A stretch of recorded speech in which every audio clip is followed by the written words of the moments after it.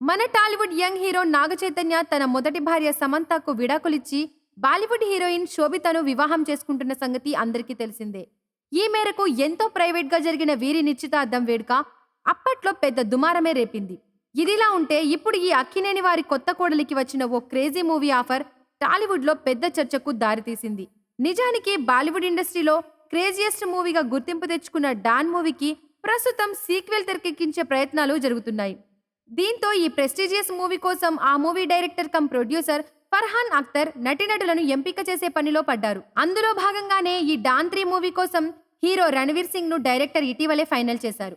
అంతేకాదు నటి శోభితకు కూడా ఈ మూవీలో ఐటెం గర్ల్ గా చేసే ఛాన్స్ ఇవ్వాలని ఆ బాలీవుడ్ డైరెక్టర్ డిసైడ్ అయ్యారంట. ఈ మేరకు ఈ రోజు కానీ రేపు కానీ బాలీవుడ్ డైరెక్టర్ ఫర్హాన్ అఖ్తర్ శోభితను పర్సనల్ గా కలిసి ఆమె ఒపీనియన్ తీసుకోనున్నారు అని వార్తలు వస్తున్నాయి. దీంతో ఈ ఆఫర్ను నటి శోభిత అంగీకరిస్తుందా లేదా అనే ఆసక్తి అందరిలో నెలకొంది.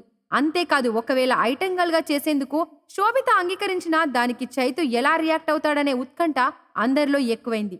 ఎందుకంటే గతంలో నాగ చైతన్యకు మరియు అతని మాజీ భార్య సమంతకు మధ్య ఇదే ఐటెం సాంగ్ ఆఫర్ విషయంలో పెద్ద గొడవ జరిగిందని సమాచారం. అప్పట్లో సమంతకు కూడా ఇలాగే పుష్ప సినిమాలో ఐటెం గర్ల్ గా చేసే ఆఫర్ వస్తే అందుకు నాగ చైతన్య ఒప్పుకోలేదట. దీంతో సమంతకు మరియు నాగ చైతన్యకు మధ్య పెద్ద గొడవ జరిగి ఆ గొడవ విడాకుల దాకా వెళ్ళిందని టాక్.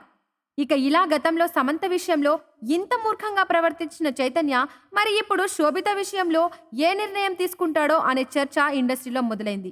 ప్రస్తుతం నాగ చైతన్య తండేల్ చిత్ర షూటింగ్ లో బిజీగా ఉన్నాడు. ఇక శోభిత అయితే ఇటీవల లవ్ సితారా అనే మూవీలో హీరోయిన్ గా చేసి ప్రస్తుతం ఖాళీగానే ఉంటుంది.